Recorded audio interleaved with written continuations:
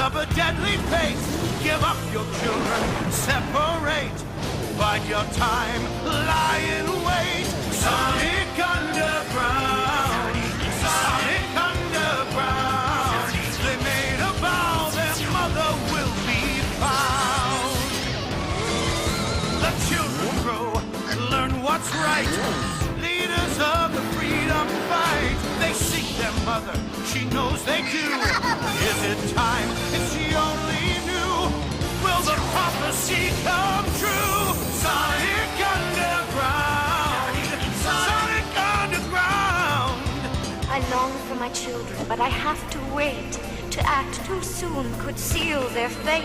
They made a vow their mother will be found. Sonic Underground. Well, guys, we've done it.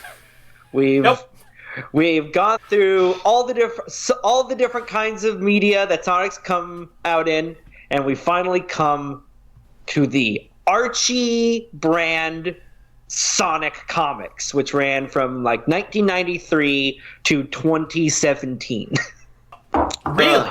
That is something I did not know that those ran for nearly the entirety of my human life. Yes, they were canceled because what did they tweet? Sega never liked the comics, like, ever. I wonder why.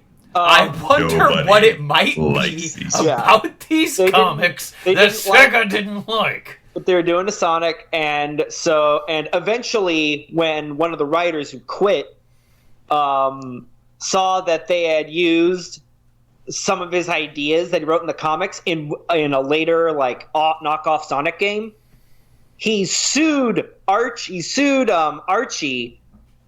and got control of the rights to the characters he created. Okay. And then which pissed off Sega that Archie lost the case.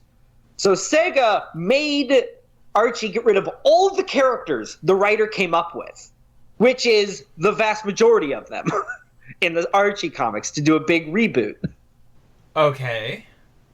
And it just changed everything. It lost Archie a ton of readers. And eventually, and then right during Sonic's 25th anniversary, when Archie was doing a special comic run, Sega pulled the plug and gave the comic rights to IDW. And then abruptly canceled the Archie run. It just didn't even finish. Gotcha. It was a whole pile of shit because Sega hated working with Archie. Yes. I will tell you right now, this is Sonic the HEDGEPod, the podcast about Sonic the Hedgehog. The HEDGEPod. I am TV's Kevin Lanigan. That, of course, is Joseph Gurmroth. And joining us in the booth today is the great Joe Konroy. Hello, vast Sonic the HEDGEPod viewers. Yeah. I am not only exhausted, not only hungover, but furious that these two bitches dragged me here. It's fine, though. We woke Joe up several hours before his usual alarm to talk, of course, about the Ken Penders run of Sonic Archie comics. Now, Justin, I will say that I was working at a comic book store when the Sonic comics relaunched by IDW. Like, that was an event that happened while I was employed there. And I can tell you definitively, right now, no one came in angry about the Archie run. It just didn't happen.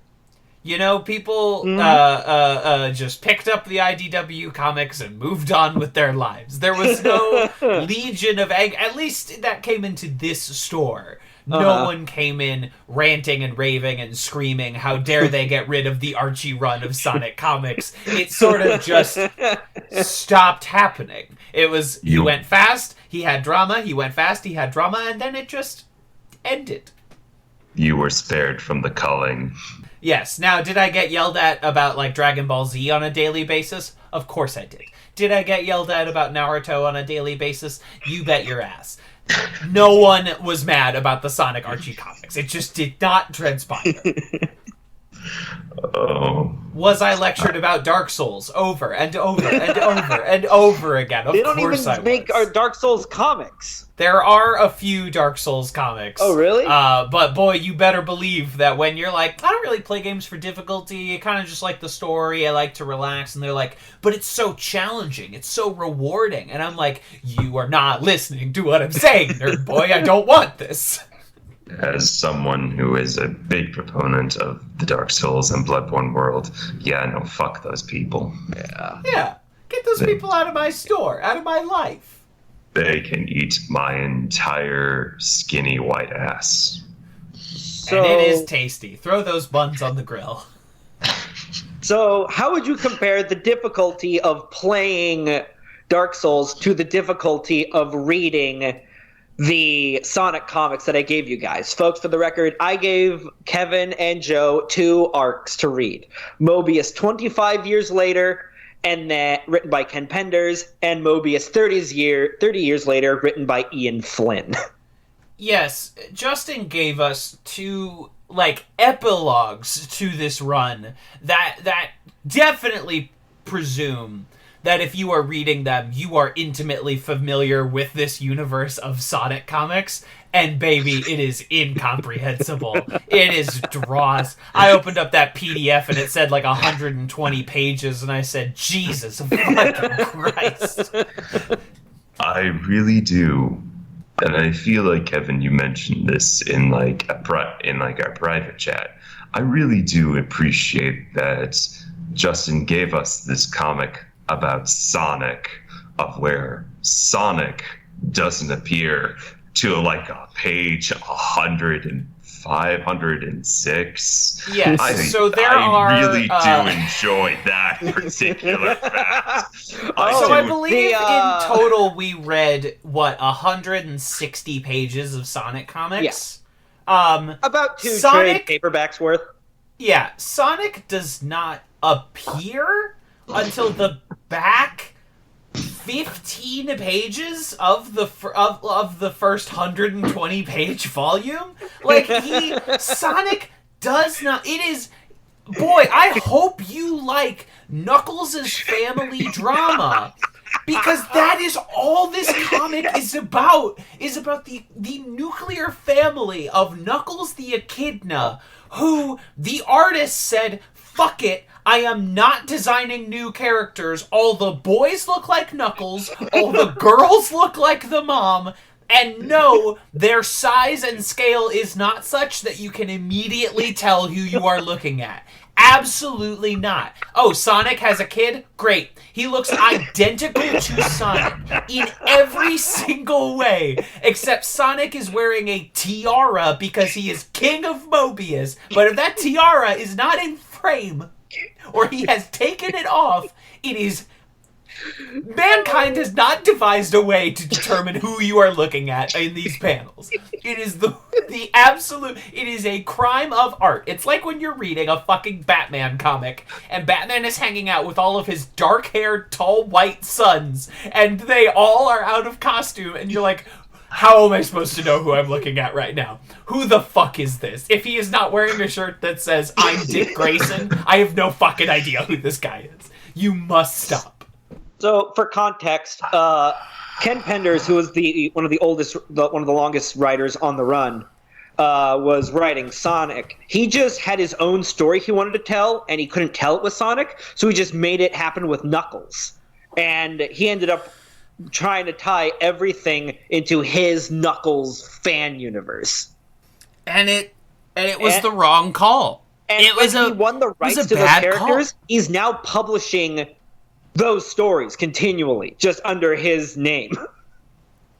Listen, Kevin, in your brief explanation of what fucking happens, I had to finish the scotch. I just can't. You can't make me relive this. I will say, as a bright spot in this run, you do get to see Sonic's feet without shoes on. That is something that you do get to see in this comic.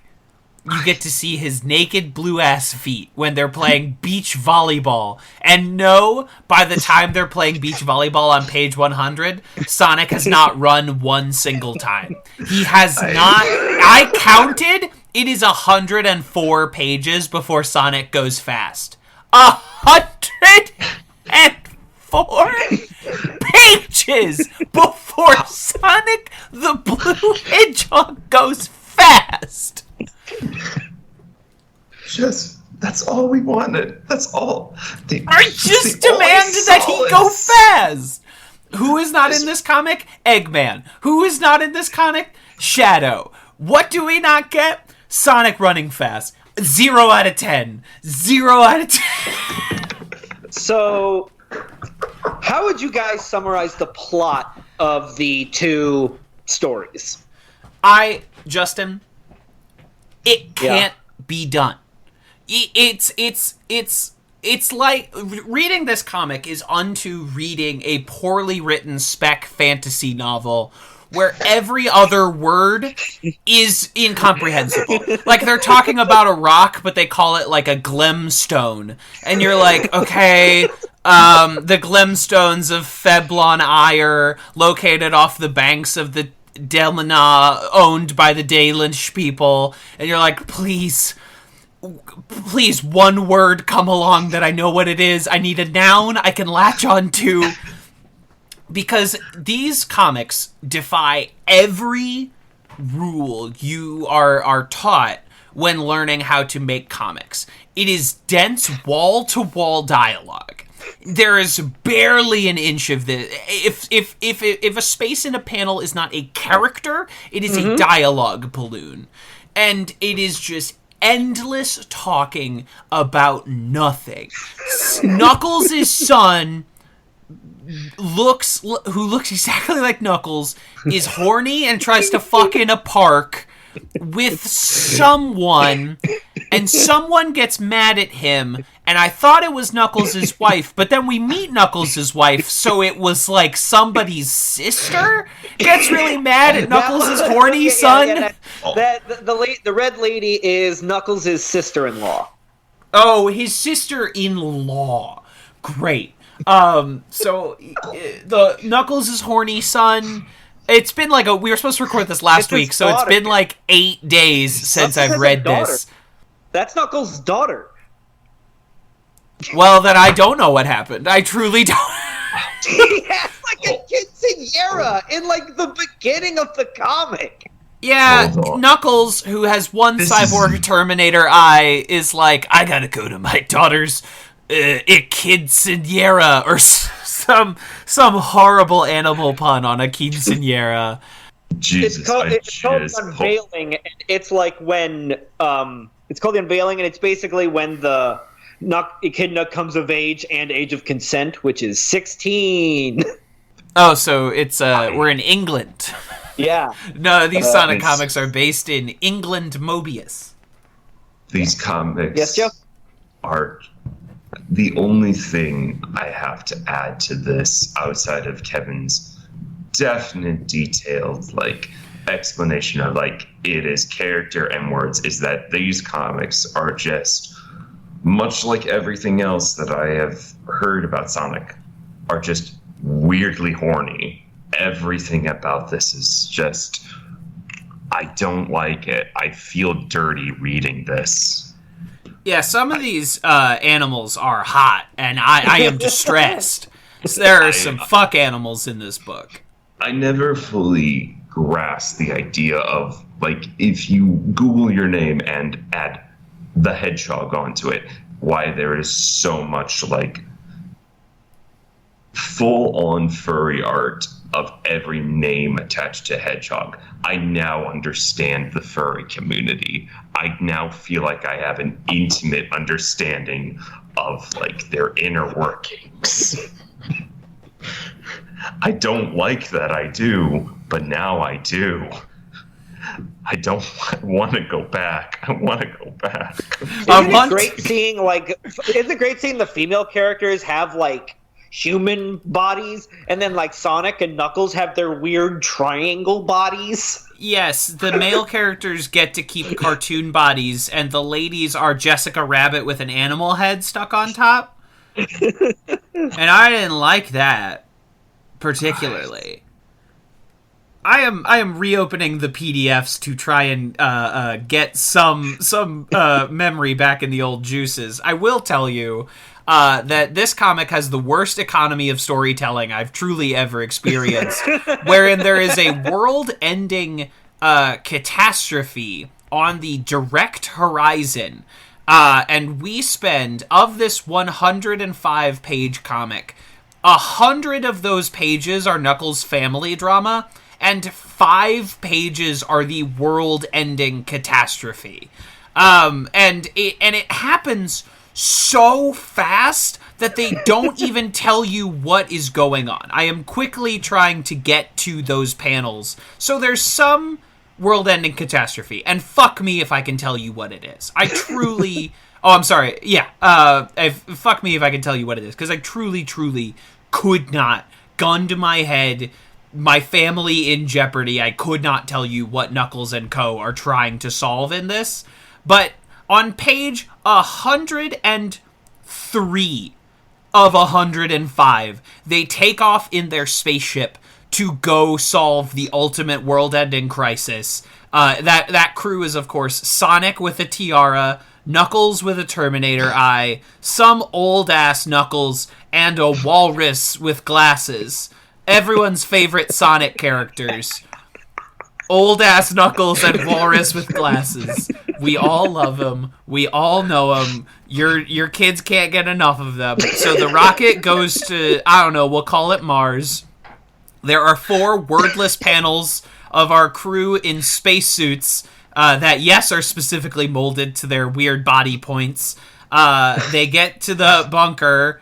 They find the machine. Sonic is like, I have to get in the machine. And everyone's like, why? And he's like, I gotta.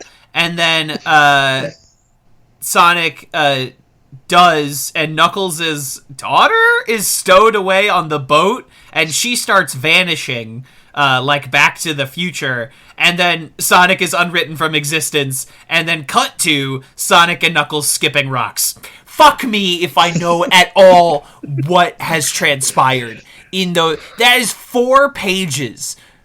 We spend so long on Knuckles' horny children, and then 4 pages on the end of reality as we know it. I'm mad. I'm upset. I got nothing. Listen, I got nothing. There's no rhyme. There's no reason. It's all just... It feels like I have opened up an Eldritch text and have been reading it, and I will be forever changed. I feel like I've made, like, a warlock pact. Like, I should have fucking superpowers now, but no, I don't. All I have is just a shattered piece of psyche that is now all consumed by Sonic. Yeah, this is, of course, the end of Sonic 25 years later, not Sonic 30 years later, which, of course, does end with a quote by the great Echidna philosopher Pericleus. Though our destinies are etched in stone, various are the means used in the carving. This is on a duo panel of Sonic and Tails, as we know them and love them, and then Knuckles with what I assume are the chaotics. There's a crocodile with headphones. There's a hip-ass, I don't know what this purple animal is or is supposed to be. There's a bunch of them in these comics, and I could not identify what... Oh, that's Espio, the chameleon. He is not a chameleon. He is purple the whole time. He does not change colors. I don't know. I don't know what this other animal is. And then there is a horny pink animal. She is, of course, a lady because she is wearing a sports bra and a belt with no pants. her pink ass bottom is just waving in the wind. I hate this. The only good thing I will say about the 30 years later is that we at least get to see Sonic go fast a couple of times. It is not just once we actually get to see Sonic go fast. Granted, I know nothing else about what happens in this fucking comic. It cannot be discerned. We do get a couple visual cameos from Shadow, which is nice for me. I appreciate that.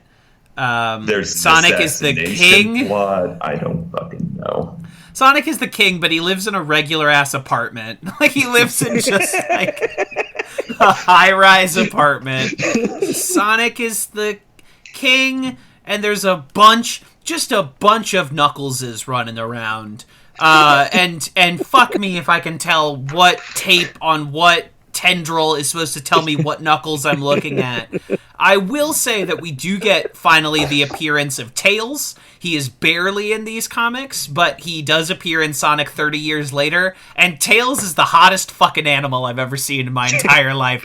Tails, 30 years later, Tails fucks hard. That is a fucking handsome ass fox. He is a fox, truly a fox. I can't. I just can't. Yeah, Justin, you've cursed us. This is terrible. Can you help us make any sense of this? Because you're leaving out, almost intentionally, your deep, a beautiful mind-esque dive into the Sonic Comics universe in the last few months, trying to make yourself seem innocent in all of this. Do you know what happens in these books? You sat at my bar and you convinced me to come onto this podcast, and you convinced me to come on for these comics, and you spent an hour and 30 minutes. I remember this distinctly, just telling me the intimate details of the Sonic comic world. We deserve a fucking explanation here. Okay, so I could start with when the aliens wiped out humanity in a nuclear war with like mutation stuff. I could talk about the all cosmic power that like Sonic and friends would use. I could use how Eggman's also an alien. I could talk about how Knuckles was basically Dr. Manhattaned by his dad to become a savior for the echidna kind, who was also an alien. But then Knuckles turned into Dr. Manhattan and then was about to do some stuff, and then Ken Penders either quit or was fired, because if you could tell from the weirdness of his Knuckles stuff, he was impossible to work with. And the fact that Archie just took a like 22-year-old Sonic fan writer who like had a fan comic and just gave him the reins for the whole Sonic comic since like 2003. And he just basically rewrote everything to fit into a new space. This comic is just... It's amazing. It just went on for almost 25 years. It's just like a Silver Age opera just going on, where there's families and there's wars and there's lessons that are learned, and it just does all this stuff, and then it just disappears. I can't let this die, guys. No, you can. I don't want my head to carry only ghosts. Yours is the lore. When society crumbles here in the not too distant future, when you know some disaster or another has undone society as we know it, you, Justin, can be the storyteller, the grand weaver of legends round the burning barrels that we will all subsist on. You will be able to regale the children and adults alike with the tales of Knuckles' extended nuclear family. You'll be able to regale people with the story of how Shadow tricked everyone into letting him be king until Sonic killed him and became king. You know, something happened with Eggman. I don't... fuck me if I know. The all-important fucking... I'm I'm not considering it. It's just a generic prom that Knuckles' daughter takes place in. You will be the one to rebuild society, not as a better society, as a worse society.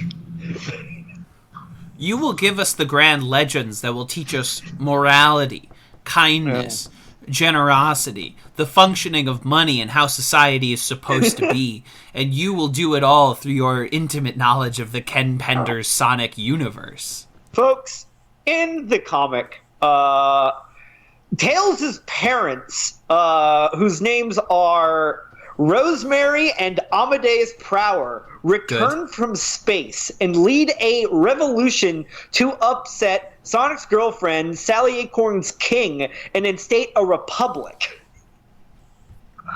And at one point, and where Tails' dad leads a rebellion, is put in jail, but then convinces the king to start a republic. And when Tails finds out that when Sonic finds out that Tails' mom is running for office, Sonic goes over to Tails' dad and asks, "Well, why'd you lead that rebellion if you didn't want to be like a representative?" And Tails' dad, Amadeus, says, "Rosemary is the voice of the people. I am their sword." And he just leans against a tree. Can you... None of these things are in the comics we read, just so you listeners know. This is just off the cuff, out of Justin's warped mind. I love you, Justin. You're a really good friend of mine, but I worry so much about you. I'm scared for you sometimes. It's just so dumb in an amazing way that just comes from like playing telephone with like in another language, and it just gets so big and so strange. And then you just go to Sonic and the Cursed Child parts 1 and 2. Is that what we read? Yes, basically, yeah. It's just it's like a random epilogue they threw in the middle of the comic. I see. So it was a flash forward to a future? Well, kind of. Ken Penders originally wrote a different... when he introduced Sonic's Knuckles' daughter, he had an idea for a future where Knuckles becomes like a monster. And Laura Sue's trying to terminate him, basically. And then he forgot that was what he wrote and wrote something else. Justin, I want to ask you a very, very particular question, because with your very intimate knowledge here, who is this comic written for? Is it written just simply for Ken Penders? Is it written for Sonic fans? Is it written just as nightmare fuel? I'm generally trying to figure out. In the times I was reading, I'm like, I don't know who this is for. Who actively wants to consume this? And Kevin, you can also please help me here. What is it? As someone who worked in a comic store, who is this aimed for? Is this aimed for Sonic fans? Because I don't feel this is aimed for Sonic fans. This to me... Yeah, because this is not for people that are fans of Sonic the Hedgehog video games. I think they would find this incomprehensible and unrecognizable. This comic is only for people who are deeply invested in the Ken Penders run of Sonic Archie comics and desire some resolution or desire some idea to see how the universe will live on long after Penders, the master storyteller himself, has stopped putting words to page. It feels like all those times when comics would come out and it would be like Vampirella versus Ash from the Evil Dead, and you're like, this is for somebody. To somebody, this is it. This is the comic. This is what they've always wanted. And to anyone that is not immediately in that group of people, it is incomprehensible and will offer you nothing. But to one person, this is a perfect comic. This is to someone exactly what they want. But it truly feels, and I don't usually like bandying this kind of phrase about, it feels like fan fiction. It feels like, in the same way that there were the criticisms of, like, Force Awakens are like, it feels like fan fiction. And I'm like, I don't really understand that in relation to this movie. But this feels like fan fiction. That they have just taken the base concept of Sonic, and like much fan fiction, they take the base idea of this thing they like, and they completely turn it into something else where it is unrecognizable as the property that it is a fan fiction of. It is so distant from any idea of what Sonic is that it feels like a long multi-book fan fiction.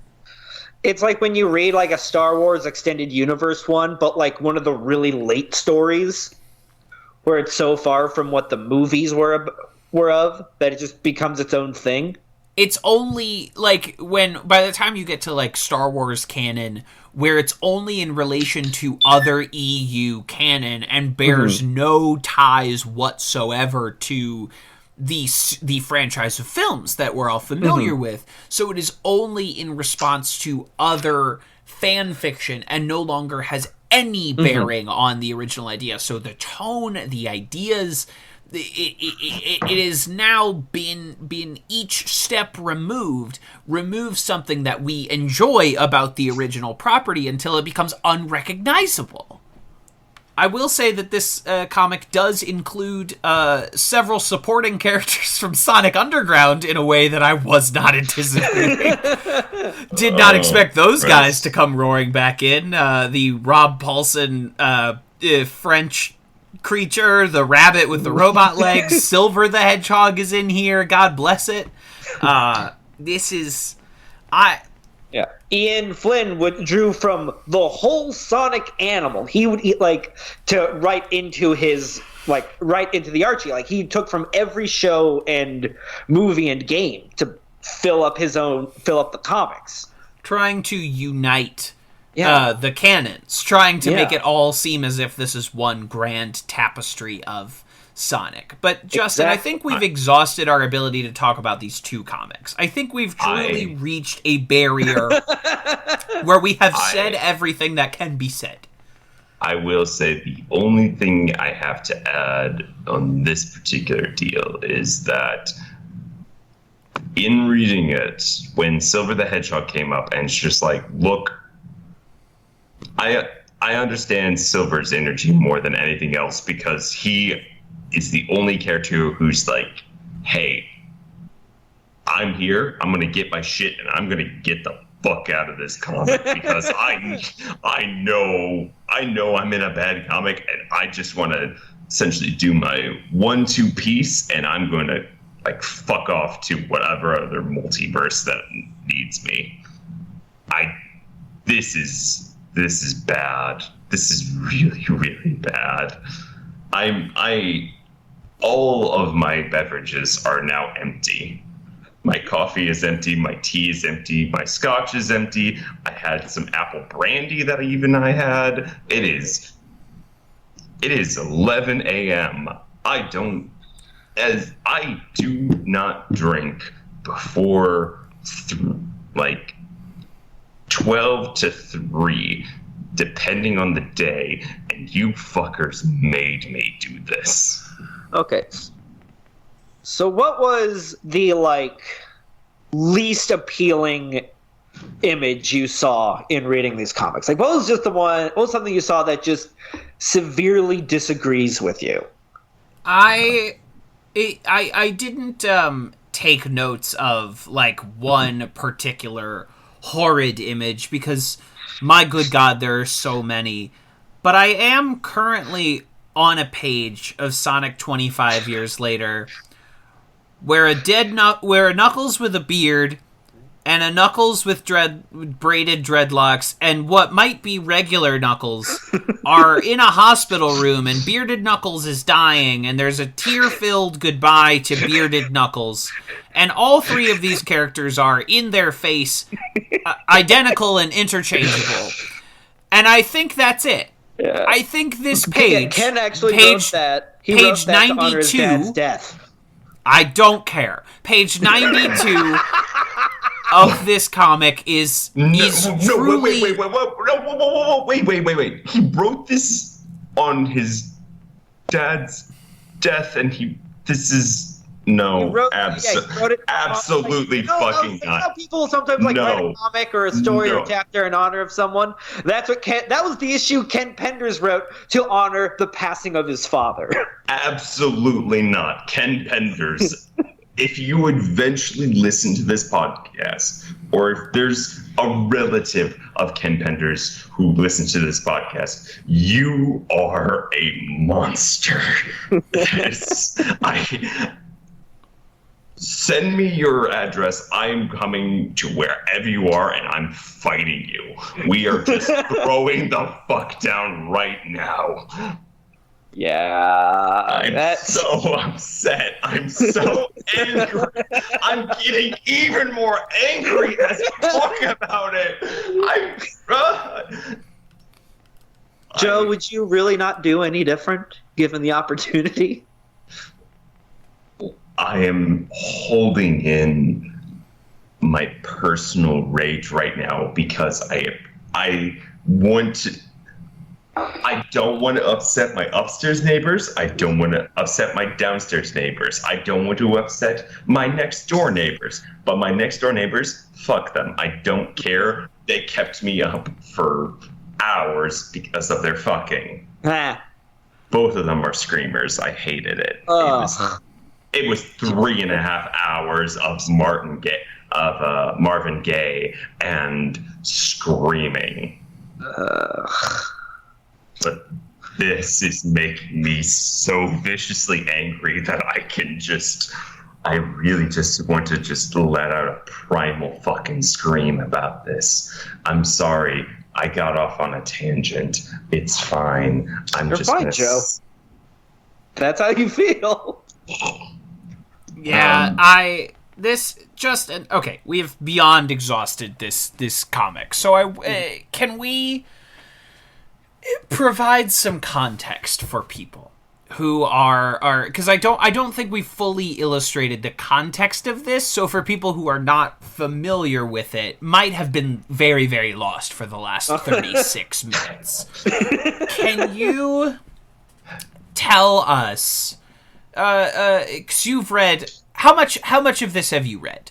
The whole I read the whole Archie run in like 2 months. You read the entire Archie run of Sonic comics, which was what, 17 years? No, 25 years? Yeah, 24 years. 24 years of Sonic. Can you we have to talk about that. That can't be glanced over.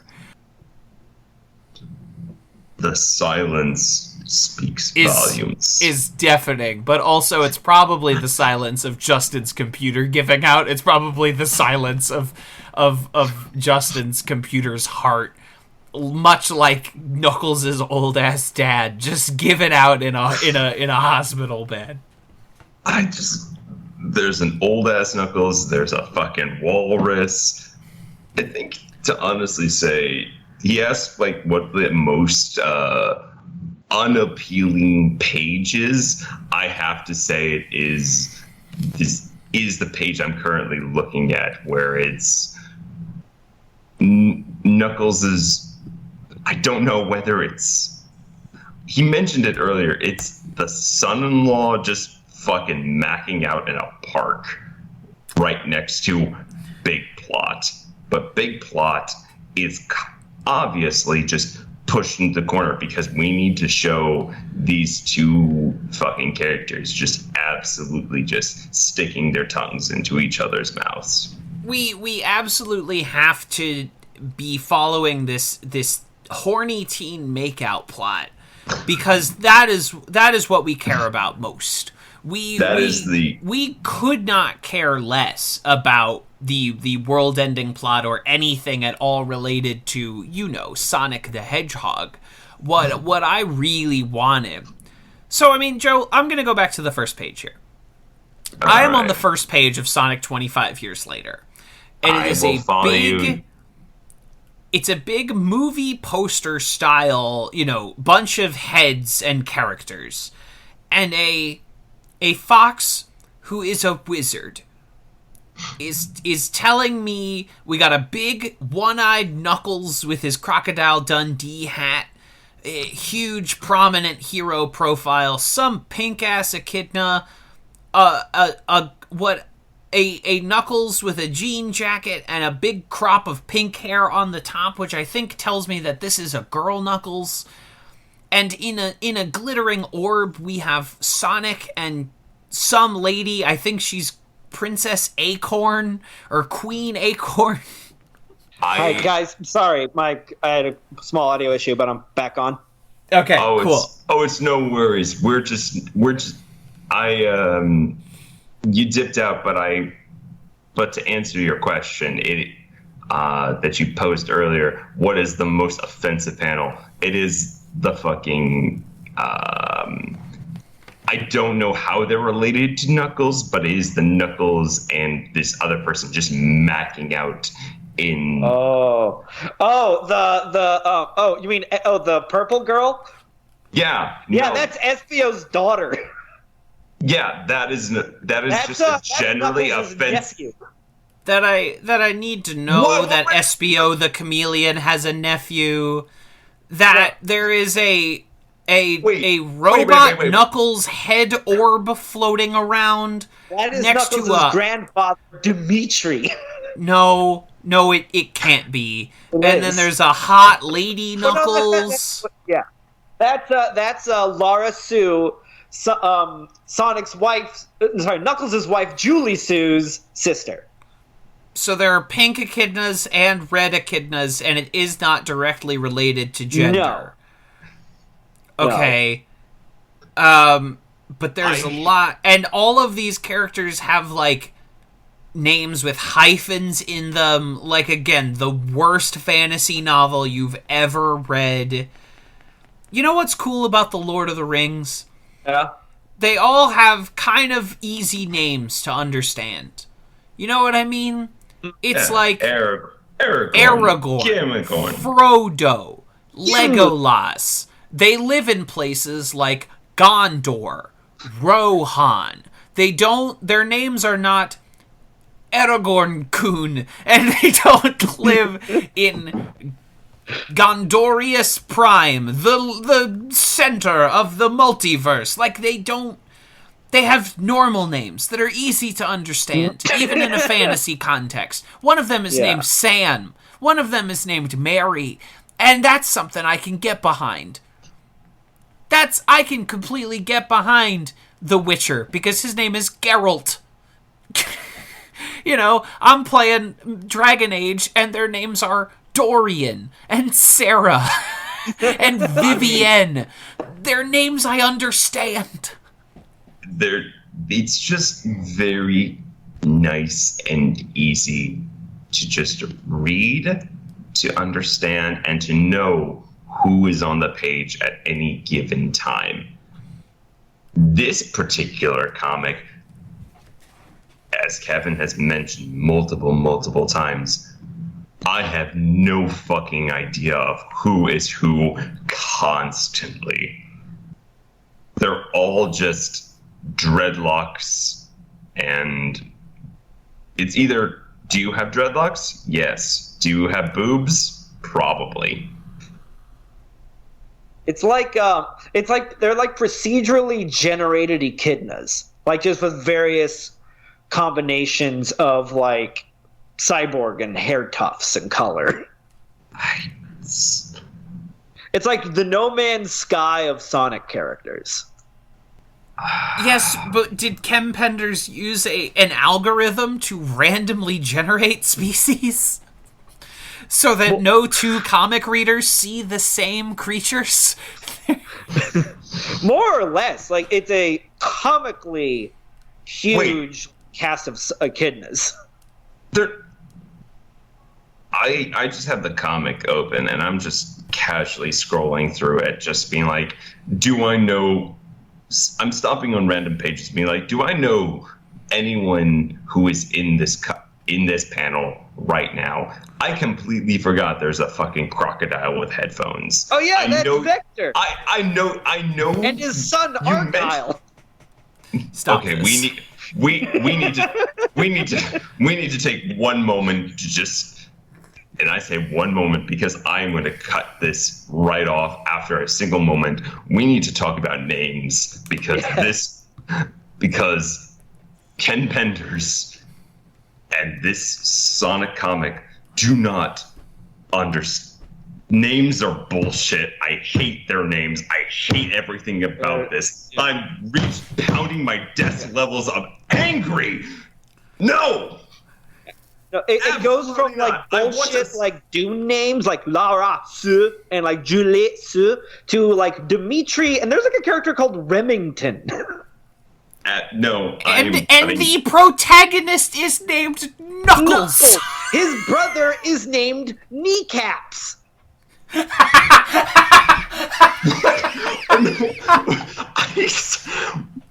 Excuse me. I need you to repeat that one more time, I need you to say it like it's an actual fact and not as a fucking meme. The best contribution to the Sonic canon the Archie comics ever did was introduce Knuckles' baby brother, Kneecaps the Echidna. It's amazing. I take back everything bad I've ever said about this guy. Just that one detail is fantastic. No, I'm done. I'm closing all these comic tabs that I have open. Absolutely not. No. Fuck you. Fuck all of this. I want to go back to bed. It is a baseline. There are baseline problems to this comic that cannot be overcome. We've talked about it multiple times. There are multiple old-ass on the verge of death echidnas that are basically interchangeable, and they are not the same character. We spend a lot of fucking time with this walrus and 2 panels with tails. The comic seems completely uninterested in Sonic the fucking Hedgehog. Also, and I can't believe I forgot this, at one point, some crazy-ass cyborg helmeted Sonic with red eyes shows up and does nothing? Like, he just shows up and contributes nothing? It's bad. It's very bad. And Can we stop talking about it, possibly? The second Please? one is at least better drawn. It actually looks like Sonic. It looks like Sonic, and there's a plot, but still, it's not a good plot. No, at least it shows like outside of the normal cast. It's basically just like, oh, it's Sonic teaming up with his friends' kids. Sure, that's just something. Having one more adventure in the future. Yeah, that's anything. Yeah. I expected these 2 comics to relate to each other in any way whatsoever. No, they don't. So, like, when Sonic, when Knuckles' daughter gets unwritten from the timeline because Sonic goes back in time, like, is she okay? Justin, actually, she shows up. I have to ask another question. Were these comics put out like one after the other, or was there time between, like 30 years later? Yeah. No. Yeah, no, it was written like 30 years later, was written 5 years after Sonic 25 years later. Okay. Yeah, and by that point, Ian Flynn was writing the Sonic comics full time, and he's still actually the main Sonic writer. Like, he's been writing Sonic for like well over a decade. And Finally get a chance to rework that canon, put it back in. Yeah. Well, like, and he did some like he just did some changes, but he grew up reading the Ken Penders comic, and he liked it, and he just tried incorporating it in and just tweaking stuff around so it would make more sense. But even then, he was still told to reboot it all, and then he rebooted it again. So he's just going off on his own thing now, full time. I was going to say, please continue, Kevin. Okay, I'm on page 66 of Sonic 25 Years Later, and just as like a formatting for a comic, there's some grave errors here where Sonic is walking on top of his own speech bubbles instead of ground, where in every other instance you would foreground the speech bubbles, but he is trotting upon his own speech bubbles like they are land, they are beneath him. Do we want to do the... I got nothing else to add for this comic. Okay. I'm very upset, and I just don't want to think about it anywhere else. Hey, Kevin, do you want to talk about Dragon Age? Dragon Age is great. Man. Let's round this out. Let's do our ratings. Out of 5 emeralds, what happened to 7 emeralds? Was it out of 7? I thought we did out of 5. Or was it 1 for every Chaos Emerald? Right. Okay, so out of 7 Chaos Emeralds, how were these 2 comics, 1 as adaptations and 2 as stories in and of themselves? Can we do 0? Is that possible on this scale, or is the basement half? Emeralds. There can be no Chaos Emeralds in your rating. Yeah, we did a no Chaos Emerald run. Eggman wins. He becomes Super Eggman. Like, these I will say that the art is good on both. Like, the character design is indistinguishable, but, you know, they did draw Sonic the Hedgehog. You know what I mean? They did draw Sonic the Hedgehog, but they were just very, very horny when they drew him. Yeah, they drew Sonic the Hedgehog better than I would, and I will give them credit for that. So, this is 1 fucking Chaos Emerald for both of these, both as adaptations and as pieces unto themselves. And that 1 Chaos Emerald is that they did art better than I would do art. That is what that Chaos Emerald is for. These are unreadable. These are unrecognizable as Sonic. These are completely bewildering, have no sense of pace or timing. It is wall-to-wall dialogue, and the dialogue is not interesting to read. It does not inform character. It is impossible to tell. You could take any female character's dialogue, put that balloon over any other female character, and it would read exactly the same. 1 fucking Chaos Emerald in every category across the board. I can't even afford it. 1 Chaos Emerald. This, to quote a good friend of ours, Vern Tooley, Sonic is a hedgehog who go fast. All we want is hedgehog who go fast. And this is nothing relating to hedgehog who go fast. I can't even afford it 1 Chaos Emerald on either scale. Absolutely not. This was painful. This is a painful experience, and I got nothing. I got nothing but spite. Thank you, Joe. So, I'm sorry. No, you're fine. Yeah, right. Justin, you are the only one coming into this with context. Yes, that is fair. I chose those 2 arcs because those two arcs best demonstrate where the 2 writers are coming from.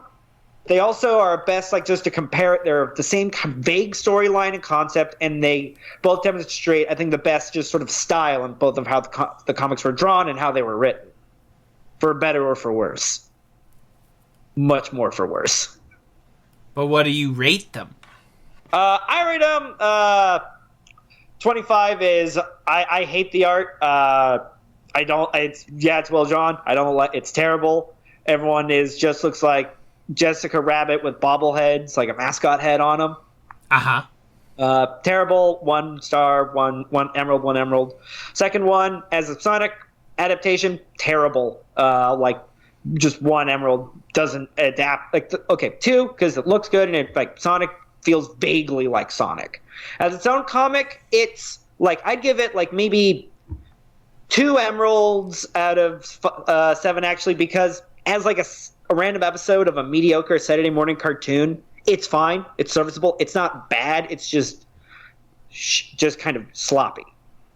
You are a generous god, Justin Hermroth. Thank you. So, Joe, these comics are probably the closest we'll ever get to Sonic being written as a serious character. How do you think the writing here will compare to the writing in the live-action Sonic the Hedgehog movie, where they will try to take him somewhat seriously as a character? Justin, let me put it like this. Sure. You have often reached out to me being like, hey, let's go to this movie. I got me some good old hash. Let's smoke some hash and watch this movie. Mm-hmm. If you reach out to me on the right day to be like, hey, let's go see the Sonic movie, I will take you up on that offer. I cannot even begin to trust that they're going to take Sonic as a serious character, because again, he is a hedgehog who goes fast. If anyone, I can't. I'm sorry. I can't think about Sonic anymore. I can't. I'm so tired and in so much just mental pain thinking about it. To answer your question, I don't think they're going to be taking. I don't think they should take it seriously. I think they should lean into the absurdity that is, hey, blue hedgehog will go fast. Thank you, Joe. So do you think the movie will survive at all? Do you think the movie will get past its past? Absolutely fucking not. I'm expecting and forgive me for mentioning this, Kevin, but I'm expecting something akin to a low-level Cats disaster. Take those words out of your mouth. They've already been spoken. I'm sorry. Disgust me. You disgust me. I'm sorry. I'm so sorry. You're quite all right, Joe. All right.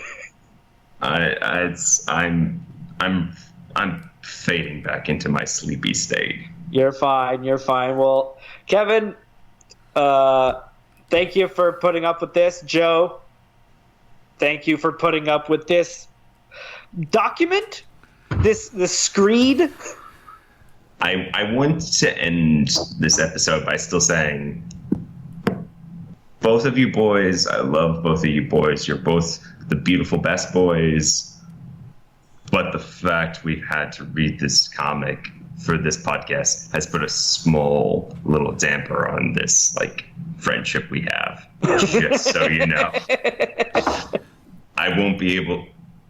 Justin, next time I see you, there will just be a small little sadness in my eye. And Kevin, if I ever make my way up to New York, same deal. I will just look at you with a little bit of sadness, just in the face. I understand. It's like you're in a loving, committed relationship, and the other person hurts you, and you can get by it, but there is this pang of sadness for a time that you see them and you love them, but you also cannot forget how they hurt you.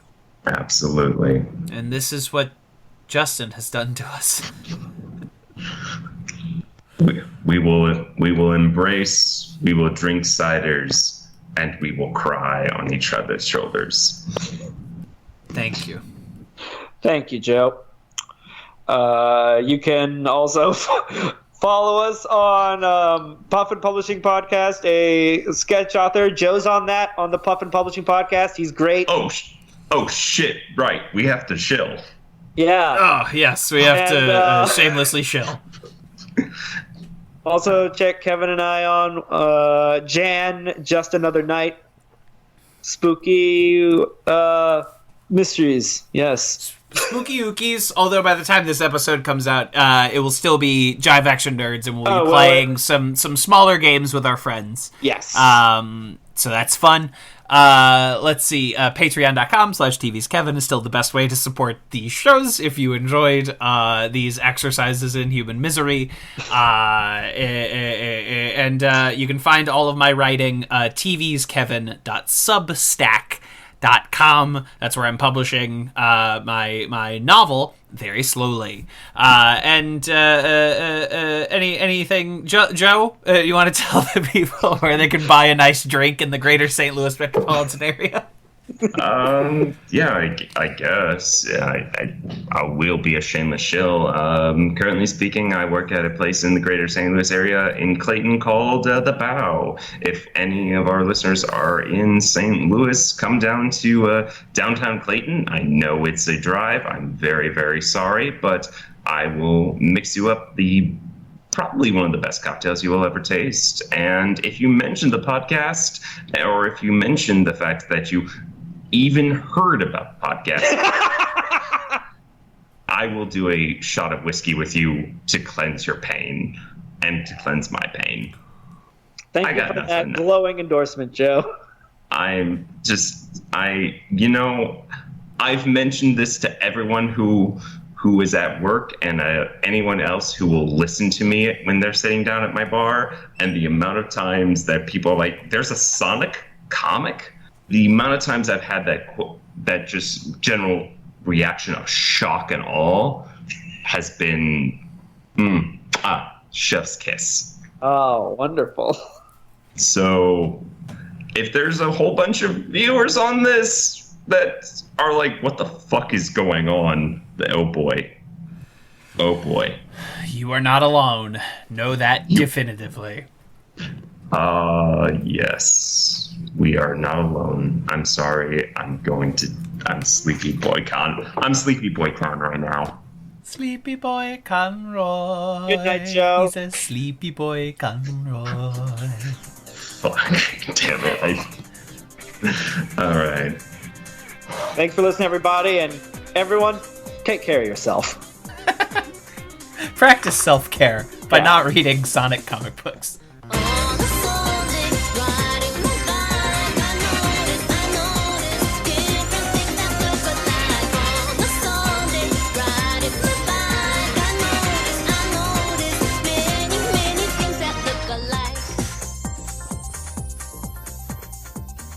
This has been a Talkback Podcast.